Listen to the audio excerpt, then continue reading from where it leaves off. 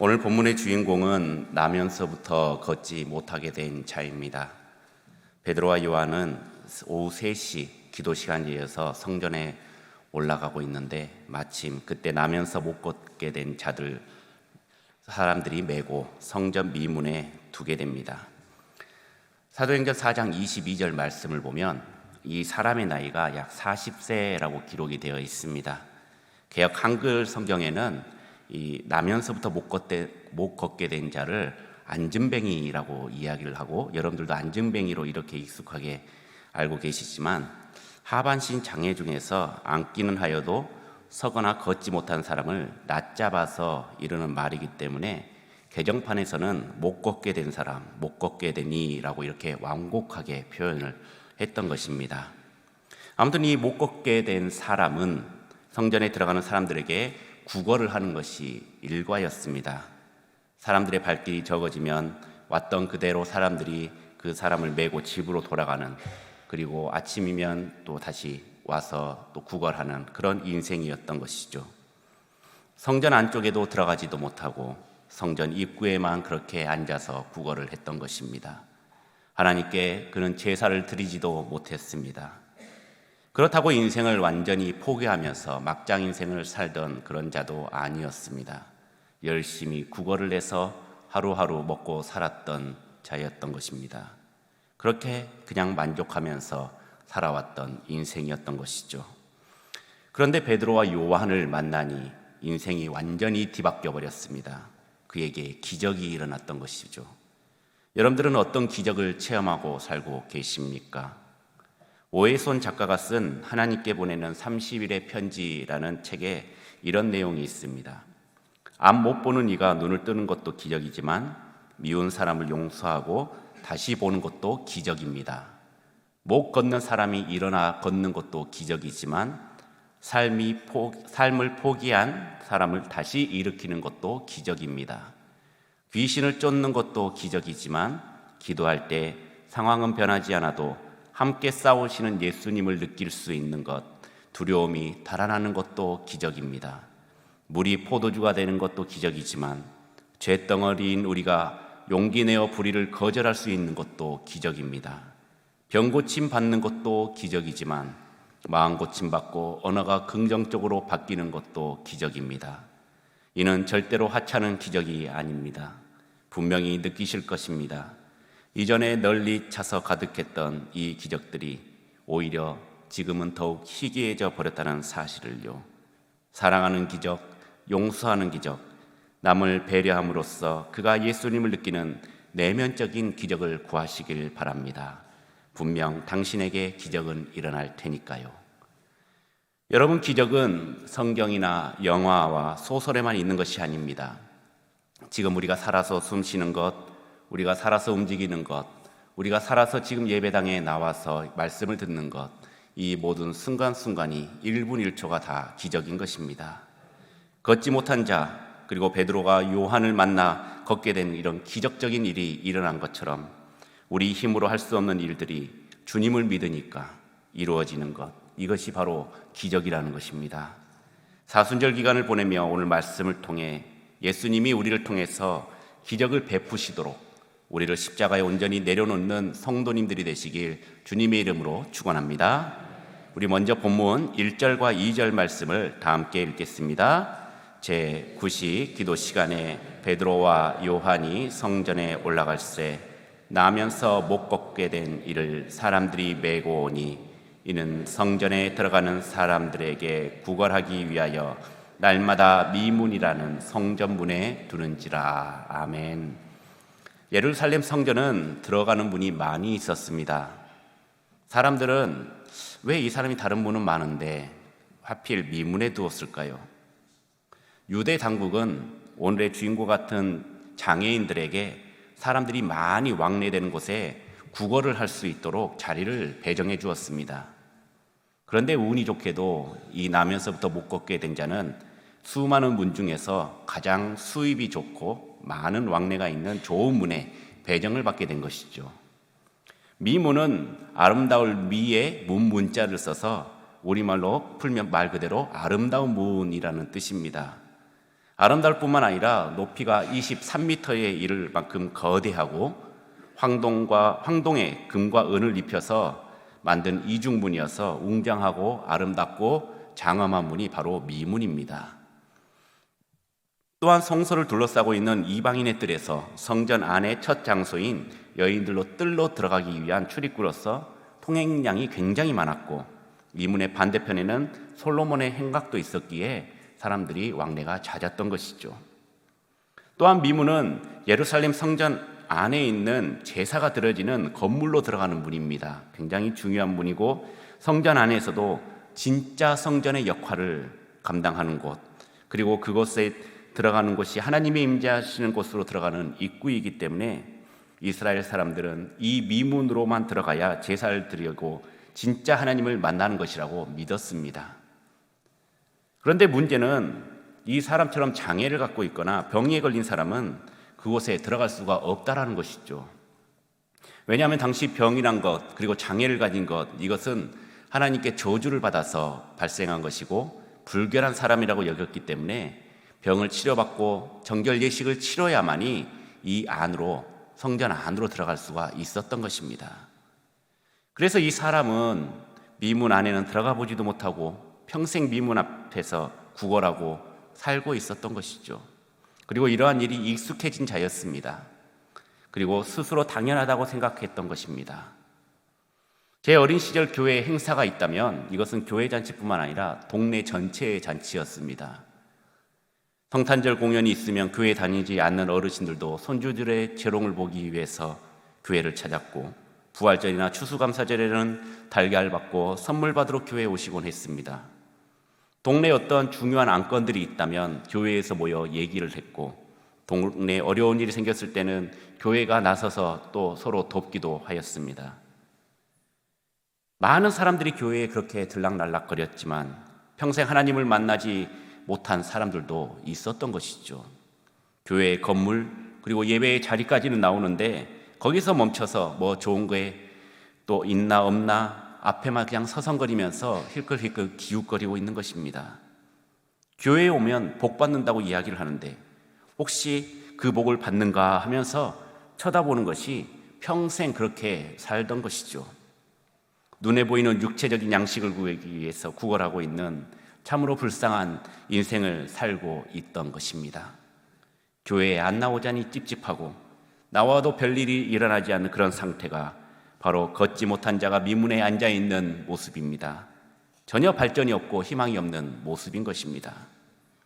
그런데 문제는 이 자가 미문에 앉아있는 삶이 만족할 만한 삶이 될 수 있다는 것입니다. 이 걷지 못한 자는 예배드리러 오는 사람들로부터 돈을 구걸하여서 생활을 한 것입니다. 특히 유대인들은 하루 3번 기도 시간이 정해져 있기에 기도 시간만 되면 많은 사람들이 기도를 하러 성전 미문에서 성전 안으로 들어가게 됩니다. 사람들이 굉장히 많겠죠. 들어가면 또 나오는 것도 있지 않겠습니까? 측은지심, 소위 대박이 나는 손님이 걸린 날에는 뭐 하루 이틀 미문에 출근 안 해도 사는 데는 지장이 없을 것입니다. 그리고 평생 그곳에 앉아 있다가 죽어도 괜찮겠다라는 그런 생각을 할지도 모릅니다. 예전에 버스에서나 지하철에서 이런 분들이 참 많이 있었습니다.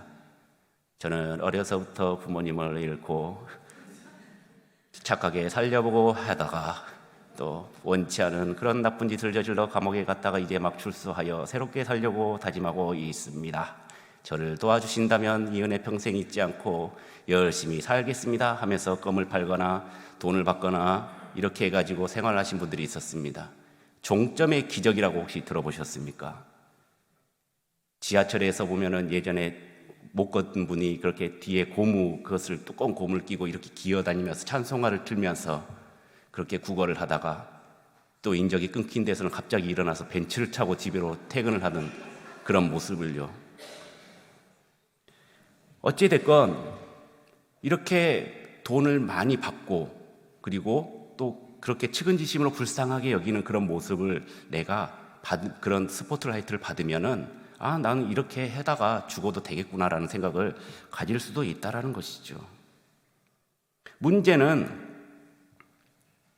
우리가 겉으로만 교회 다니는 신앙생활에 만족해서는 안 된다는 것입니다.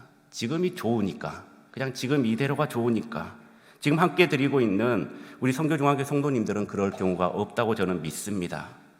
그런데 우리의 자녀들, 친구들 또는 이제 막 신앙생활을 시작하신 분들 중에는 이런 분들이 참 많이 계시죠.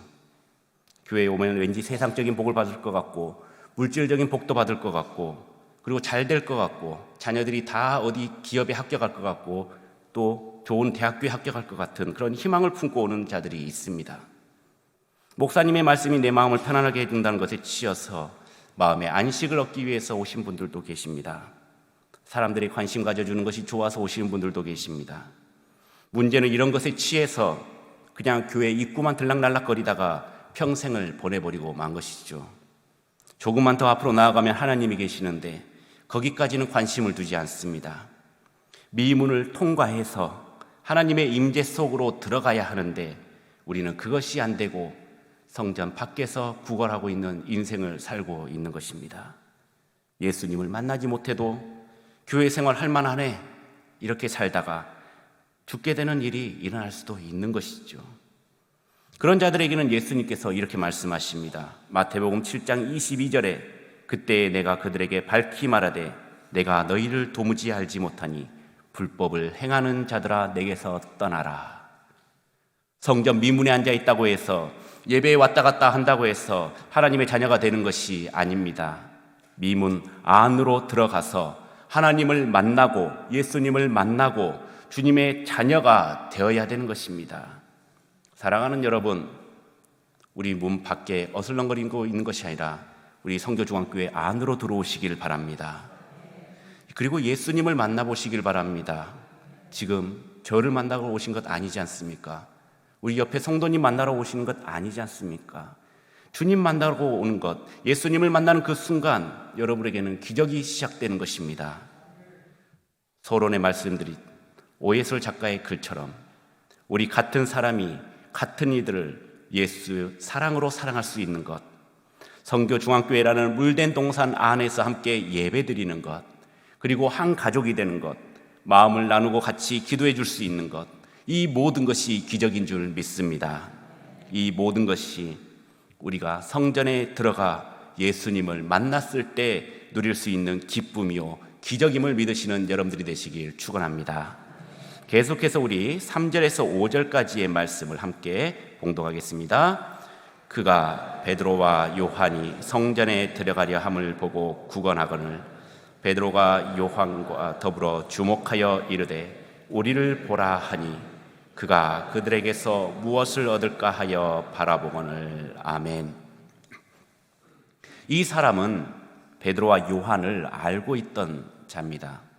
예수님의 특별한 제자였고 예수님께서 예루살렘에 입성하실 때도 함께 호산나를 외쳤으며 예수님이 체포되었을 때도 베드로를 알아본 이가 많았기 때문에 소문을 익히 들어서 잘 알고 있었을 것입니다. 미문에는 오늘 본문의 주인공과 같은 장애를 가진 많은 이들이 문 앞에서 구걸하고 있었습니다. 많은 이들이 지나다녔지만 예배드리러 가는 그 경건한 시간에 나의 믿음을 회방론다고 구걸하는 자를 못마땅히 여기고 또 귀찮게 여기고 그리고 업신 여기는 자들이 분명히 있었을 것입니다. 그저 불쌍히 여겨 동전 몇 푼 던져주면서 기도드리러 가는 자신의 발걸음을 재촉한 자들만 있었을 것입니다.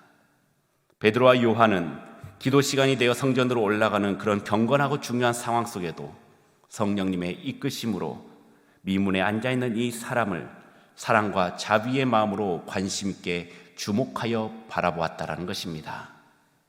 베드로와 요한이 처음 기도하러 갔을까요?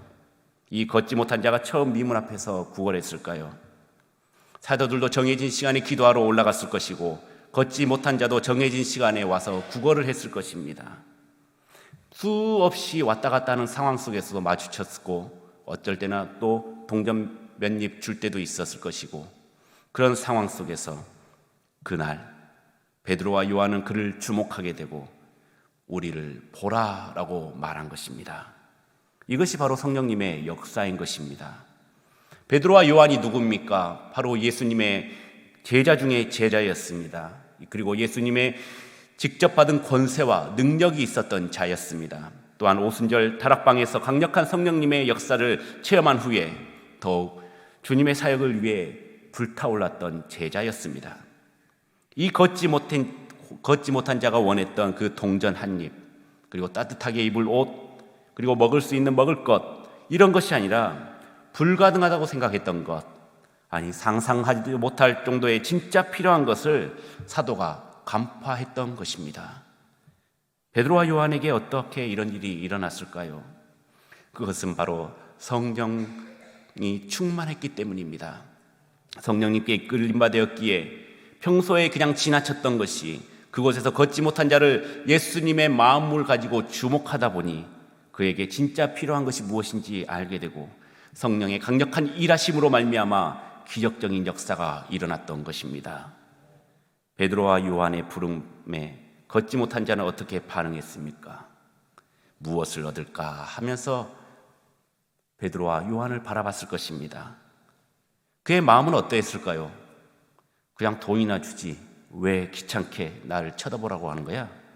그렇게 화내거나 무시하지 않았습니다. 바라보았던 것입니다. 우리도 주님의 말씀에 귀를 기울이고 주목하고 바라봐야 할 것입니다. 그냥 지나가는 말로 듣고만 살아간다면 하나님의 역사심은 우리에게 일어나지 않습니다. 아마 하나님의 역사심도 그냥 지나가 버리고 말 것입니다. 말씀을 통해서, 우리의 삶을 통해서, 또 대자연을 통해서 하나님께서 계속해서 소통하고 계시기를 원하고 계십니다. 그리고 하나님께서는 계속해서 우리를 주목하고 있습니다. 나보다 우리에게 필요한 것이 무엇인지 더 잘 아시는 분, 우리를 사랑하고 안타까운 마음으로 우리에게 자신을 보라고 말씀하십니다. 우리 하나님의 말씀에, 그 부르심에 순종하고 응답하시는 여러분들이 되시길 소망합니다. 하나님을 예수 그리스도의 십자가를 바라보시는 여러분들이 되시길 축원합니다. 바라보라고 할 때 보는 믿음, 광야의 노뱀을 바라보라고 했을 때 바라본 자들이 병고침을 낳았듯이 바라볼 수 있는 그 믿음이 여러분들 가운데 충만하길 소망합니다. 하루하루 생존을 위해서 미문에 앉아 있었던 자에게 성령에 사로잡힌 사도들이 주목하여 바라보라고 하니 그 말씀에 순종함으로 바라보니 삶의 변화가 일어납니다. 기적이 일어납니다.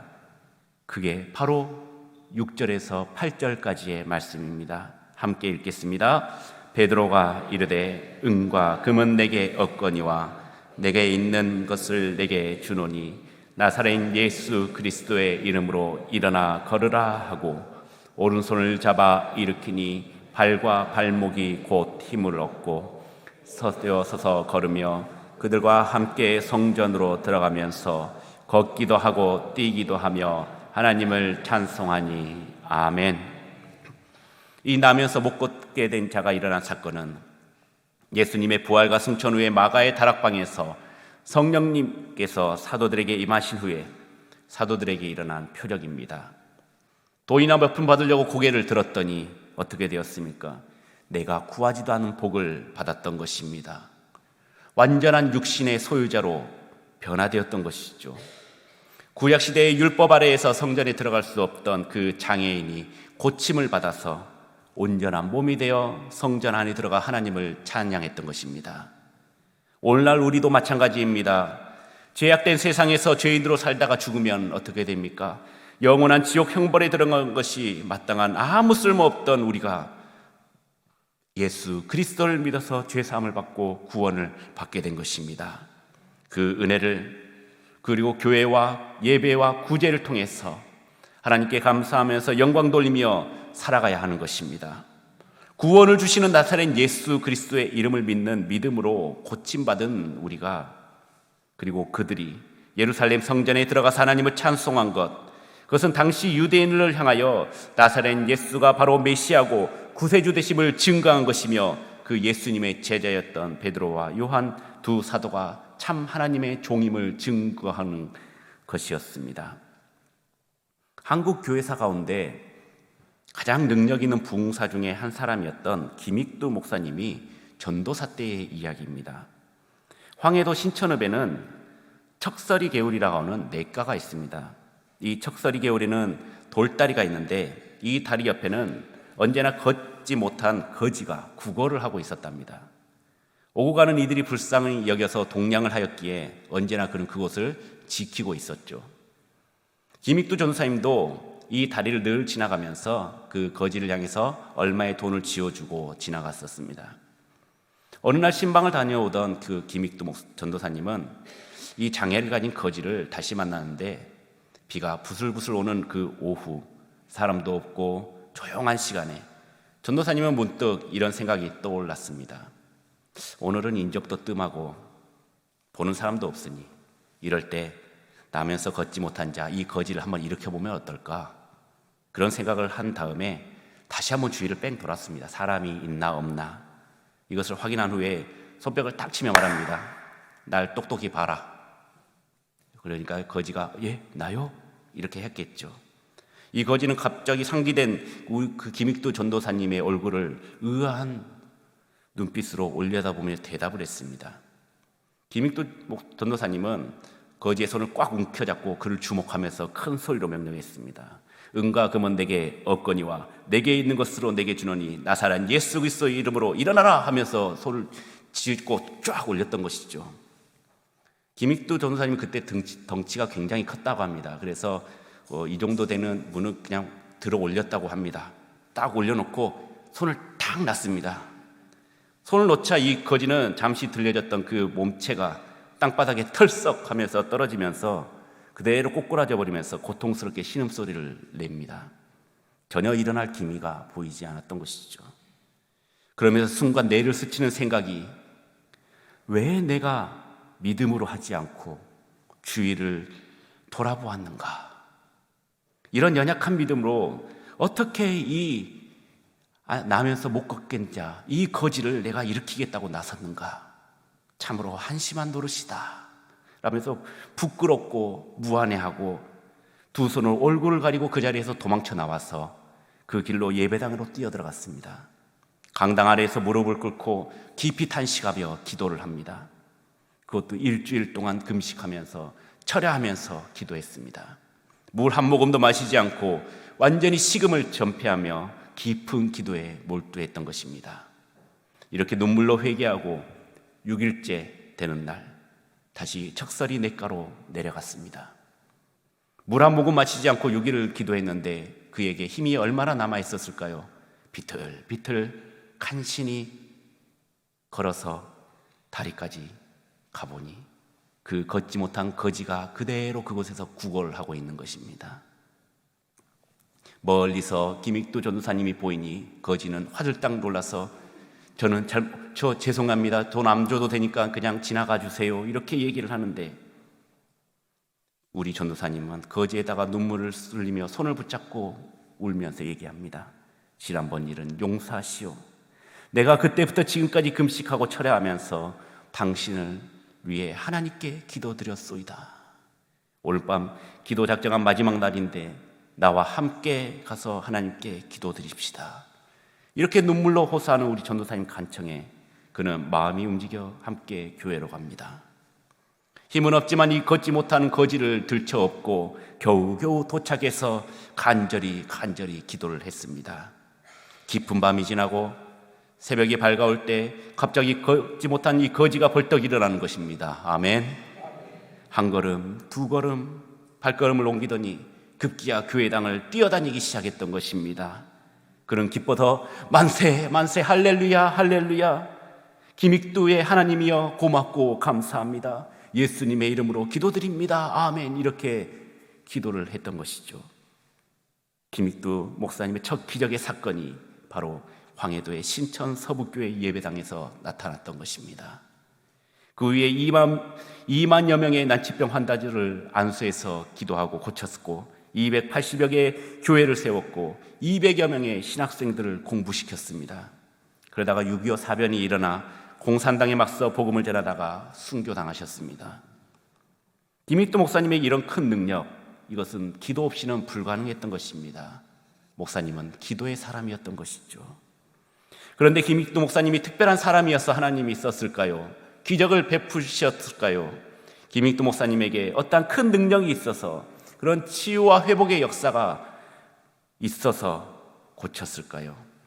그것은 믿고 간절히 구한 것에 대한 하나님의 선물이었던 것입니다. 이 치유의 은사를 허락하신 하나님은 목사님을 통해서 많은 영혼을 천국 백성 삼아 주셨습니다. 처음부터 그냥 주시지 않았습니다. 자신의 욕망과 열심히 하나님의 능력을 시험해 보듯이 누가 볼까 걱정되어 그냥 뒤돌아서면서 누가 사람이 있나 확인하고 기도했을 때 그의 마음이 어땠을까요? 아무 일도 일어나지 않았던 것입니다. 부끄러움을 당하고 도망쳤습니다. 하지만 성령 충만함을 받고 그 어떠한 의심 없이 예수 그리스도의 이름을 힘입어 기도하고 선포하니 치유가 되고 회복이 된 줄 믿습니다. 그 걷지 못한 자도 김익두 목사님을 만나 새 삶을 얻었지만 김익두 목사님도 그 사람을 통해서 하나님의 기적을 체험하고 새 사람이 되었습니다. 이런 기적을 맛본 사람은 가만히 있지 못합니다. 나면서부터 걷지 못한 자가 성전에 들어가서 걷기도 하고 뛰기도 하며 하나님을 찬송했던 것처럼, 김익두 목사님이 순교를 당하기까지 복음을 전하는 것처럼 하나님께 영광을 돌리지 않고서는 견딜 수 없는 뜨거운 은혜를 우리가 받게 되는 것입니다. 지금 여기 계신, 그리고 예배드리고 계시는 분, 여러분들이 바로 미문 앞에 그 사람, 나면서부터 걷지 못한 자입니다. 그저 사람들의 손에 이끌려 이 자리에 왔다 하더라도, 평소의 습관처럼 이 자리에 앉아 계시더라도, 지금 이 시간 하나님의 음성을 듣고 그 말씀에 순종할 때에 여러분들의 삶은 기적이 되는 것입니다. 그것은 여러분들의 혼자만의 은혜, 기적으로 끝나지 마시길 바랍니다. 많은 사람이 걷지 못한 자가 뛰며 찬양하는 모습을 보고 하나님의 아들로 믿었던 것처럼 진정 예수님을 고백하는 여러분들의 바뀐 삶을 통해서 여러분들의 남편이, 여러분들의 아내가, 여러분들의 자녀들이, 여러분들의 이웃들이, 친척들이 예수님께로 돌아오는 더 큰 기적의 역사가 일어날 것입니다. 이것을 믿어야 되는 것입니다. 왜냐하면 예수 그리스도의 이름에는 능력이 있기 때문입니다. 예수 그리스도로 말미암아 전적으로 삶의 변화를 받은 우리에게 참된 생명과 힘을 주시고 우리를 아름답게 변화시키는 것은 오직 예수 그리스도밖에 없다는 사실을 잊지 마시길 바랍니다. 사도들이 목숨 건 사역을 본받아 주님의 자녀된 축복받은 많은 이들에게 전파하고 나눠주었듯이 우리도 사도들의 목숨과도 같은 그런 사역을 통하여서 이웃을 돌보고 또 이웃을 구원으로 이끄는 믿음의 복된 전도자들이 되길 소망합니다. 우리의 삶이 힘들고 막막할지라도 잊지 마시기 바랍니다. 지금 예배할 수 있는 이 시간이 바로 기적의 순간입니다. 그 어떤 능력으로 일어나는 것이 아니라 오직 예수 그리스도의 이름으로 일어나고 여러분들의 망가졌던 삶이 회복되는 인생들이 되기를 주님의 이름으로 축원합니다.